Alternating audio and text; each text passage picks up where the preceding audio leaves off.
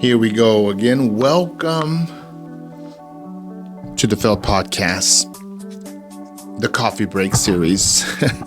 Here's what we got today. I'm going to turn this around and we're going to talk about a supercomputer predicts the exact year Earth will become unlivable. That's what we're going to talk about today. I hope you enjoyed the last episode. As I try this new concept of flipping things on their head, some of the things I'm going to be reading will kind of strike up criticism and or just try to scare us. And I hate when things exist simply to scare us, or that's the marketing that's used to get our attention. No. It's okay to have a positive outlook, because I'm just going to start. Let me just read what this says. Supercomputer predicts the exact year Earth will become unlivable. FYI, spoiler alert, it does not affect anybody on Earth right now, or the next year, or the next generation, or the next generation. But whatever, they decided to put it out. I found it on Instagram to scare people. And it's so funny because what kind of conversation is this going to bring up? Like, I understand when people say generational curses, generational wealth. I want to do this for my great-great-grandkids. This is a whole new world. I don't even know. I mean, dinosaurs might come back to existence because of how far ahead this is. A NASA Tahoe University project running on a high-powered supercomputer now tags the year 1,000,000,2021 as the point when the sun's intensifying output will make Earth permanently unlivable. Recent reports from BGR and Yahoo, building on an April analysis in LaGuardia, describe how the star's steadily rising luminosity will push surface temperatures past the boiling point and strip oceans and atmospheres within roughly 1 billion years. 1 billion is a big number. I don't care if it's pennies or dollars, or if you're even talking time, like it's a lot, okay? Earlier modeling by Ozaki and Reinhard in Natural Geoscience suggests atmospheric oxygen could collapse hundreds of millions of years sooner, still a little bit compared to using the word billions, showing the Earth's life support chemistry is only a temporary privilege. Temporary privilege. I think we're way past temporary. We've been here for a while. We've been here generations going back. Humans have been here. We've been having fun and swimming and bathing in the sun and working and creating industry and cities and cars, technologies, and you name it. YouTube, Instagram, posting this, you, me, boom. Temporary privilege. Well, guess what? We live in that temporary privilege. And if you look at it from your perspective, it's pretty permanent because we are temporary. So it doesn't matter if the Earth's here 300 years because we're not here as individuals 300 years. So it's kind of funny that they use the word temporary privilege. Well, guess what? Enjoy this privilege it's temporary. And if you just zoom out enough, what isn't temporary from a certain perspective or when you zoom out to a certain length? But anyways, I could see someone reading this and saying, oh, I knew it. It's all going to come to an end. This thing's going to come true. I told y'all, and it's just so far ahead. Yeah, it's good to know, but not for us. Even if you went back 1,000 years from that targeted date, you could tell whoever the civilization is at that moment with technology, wherever they are at that moment, say, hey, let's start thinking about this issue that's coming up. And I'm sure within the 1,000 years, they could figure something out. There's no need to scare us. Sometimes these things that There's so much that can scare us. And I just say, enjoy where you're at. Enjoy living life. It's so important to be able to do that. And we just pick and grab all these things that ruin our day. They ruin, this is our family, our friendships. We just pick these things that exist that aren't, here we go, temporary privileges, right?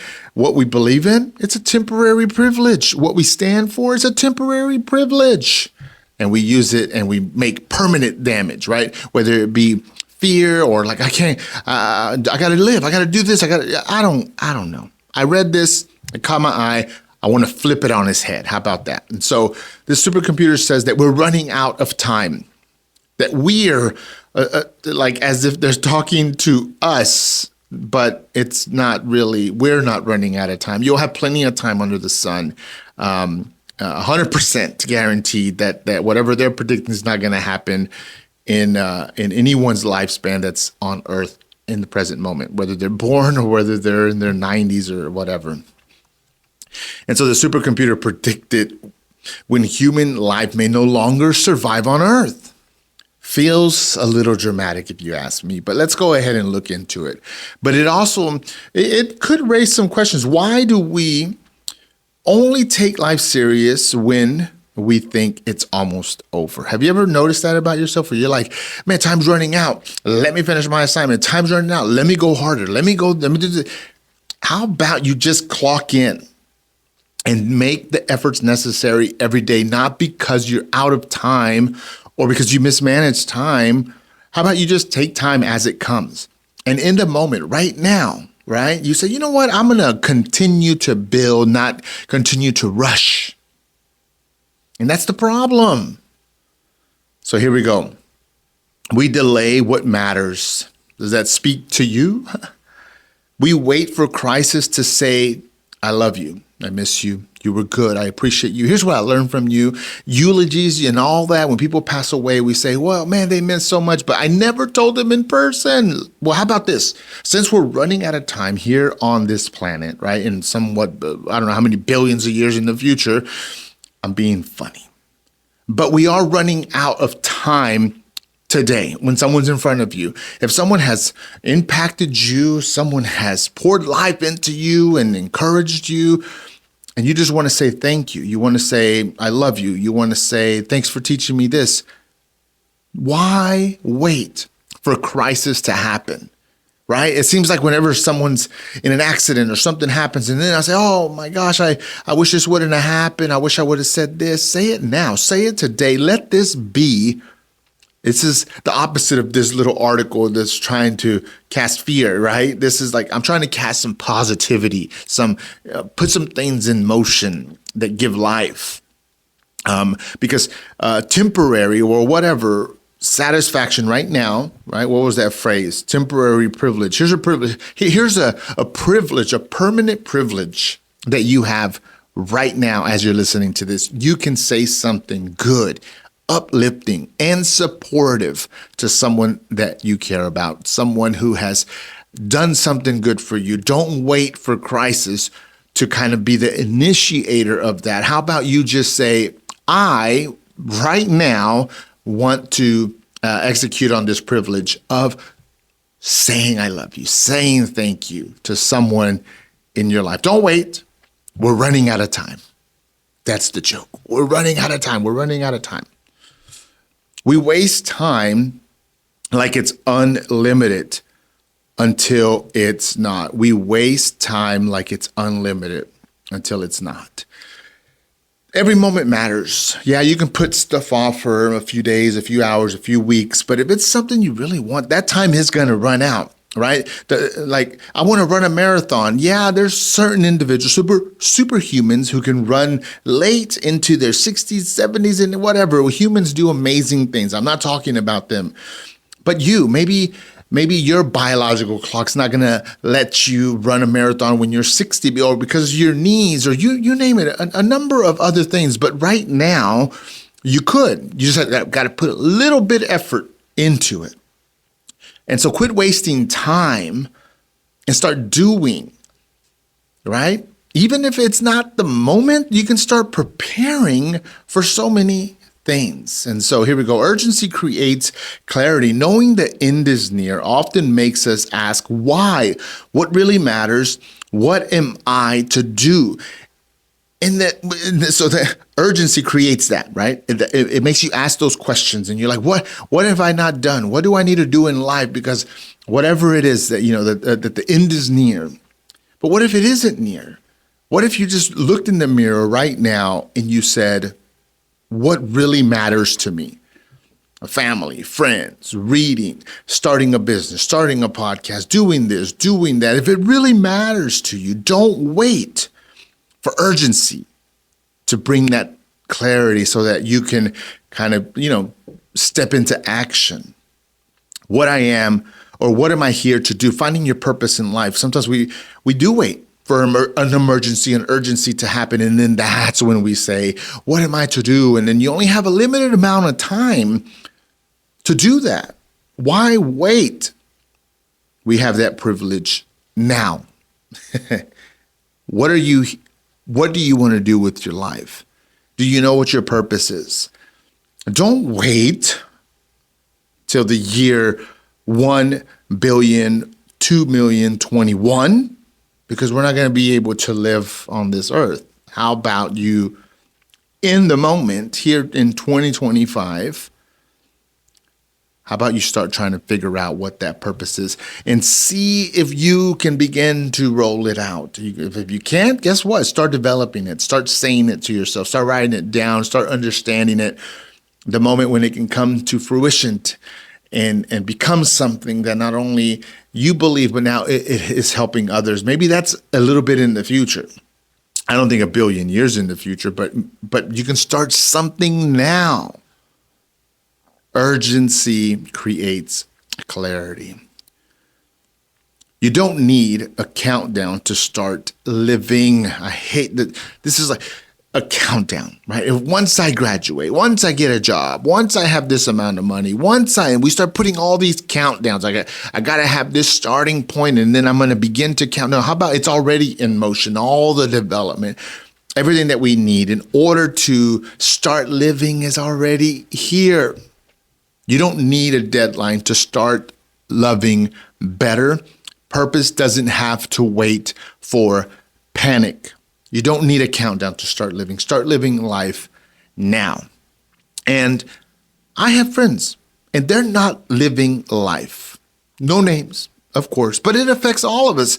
At times we get down, at times we're kind of bummed out. Yeah, life is testing. One day we have a job, one day we don't, one day we're broke, one day we have money, one day we have friends. Sometimes we feel lonely. We go from one church to another, one job to another. A friend stabs us in the back. You name it. All that stuff is going to happen. But you don't need to wait for that to trigger something, right? Start now, right? Start loving better now.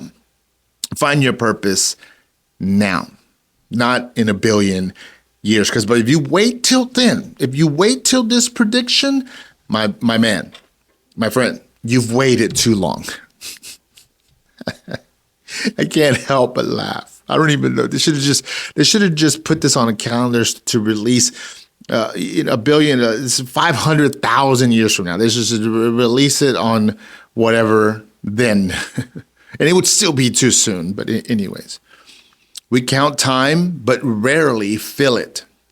We know our birth year, but we ignore our expiration. And we can't predict our expiration date. Understand that. We set alarms for everything except the life that we want to live, except the alarm for, right? I need to wake up. I need to do this. I can't be late. I have to be on time. The food's going to burn and blah, blah, blah, except the life that we want. Here's an alarm. Beep, beep, beep, beep. Start living your life now, even if a lot of other things are not perfect and they're not where they want to be. You can still take moments out of your life to pursue your purpose, to pursue your likes and increase your knowledge, increase good times, whether it's fishing or driving or collecting Hot Wheels, you name it, you can do that now. We count time, but we rarely feel it. What do I mean by feel it? I mean be in it. grow from it, do something that fills you in your mind and in your heart and in your gut. That's feeling the time. And hey, I'm guilty, man. I will binge watch some Netflix or some YouTube, and that's a false sense of feeling time, right? It kind of just eats time up. That's hard to get away from that. It's just the world that we live in. But find some time to feel life. When you walk in this nature, yeah, it might be hot here in Texas, but who cares? Feeling life is so important. We need to quit counting time, right? Yeah, fine. Half of the day is gone, and there's only a few more hours in the day. Who cares? Tomorrow is coming. What are you gonna do to feel more alive? Okay, time is the only thing that you spend that never comes back. You make more money, but not more time. And so, here we go. Even I'll do it tomorrow is quite a gamble that you might lose. You don't get time back. We know that. I mean, that phrase is overused, and I get it. But I just have to point it out so that you're aware that this moment, right, the time that's happening right now is so valuable. Any present moment has more value than any future moment, okay? And so let's just keep that in mind. And so here we go. We're weird about time. We'll binge watch here. I talked about this a little bit, 8 hours of a show, but say we don't have time for 10 minutes to call someone, to say how you doing, to do something for yourself. And so all I'm saying is that we all have enough time. No one is that busy that they can't take time to do something with someone, with love, with kindness. And it's not just in front of a screen. And I get, please continue to watch this, follow us here on the Felt Podcast on these coffee breaks. Yeah, but these aren't that long. These are quick. Boom, boom, boom. Have your coffee, watch the show, laugh with me, learn a little bit, and then move on, right? And so the clock's ticking, but it's not trying to scare you. It's a reminder, and it's not a threat. The time is clicking. The time for you to do is now. The time for you to wake up and live your dream is now. The time for you to enjoy the air is now. To go outside, to learn a new hobby, to make a new friendship, to build a friendship, right? To love your wife and love your kids and learn to fish and learn to play cards and board games. The time is now. The clock is ticking, but it's not trying to scare you. Time is a gift, but only if you open it today, if you use it as best to your ability. I know we got to work. I know we got responsibility, but whatever time you do have, use it so that it makes your heart happy. Here's some words of encouragement that I want to leave you with. The clock has always been ticking. Don't wait for the supercomputer to remind you. Your time is now. Make it count. How about that? I will put the article earlier when I was reading it. I'll put it up on one of these sides so that you can see it, but I'll do another one like that. That's what we read today. I wanted to flip it on its head. The title was Supercomputer Predicts the Exact Year That Earth Will Become Unlivable. It's very livable now. You're living in this earth, on this world, in this time right now. And you got plenty of time, right? You got plenty of time and temporary privilege, whatever. Just live. Just live. That's all I got to say. Thank y'all for tuning in to another coffee break. I hope that you learned something as we are turning some of these scary, whatever, articles that are just trying to bring fear or misguide us, misdirect us. I just want to flip them on their head and find some positivity behind them to, so that we can learn together, so that we can laugh together, and we can continue to enjoy life together. Till the next one, we'll see you then. Y'all have a good one.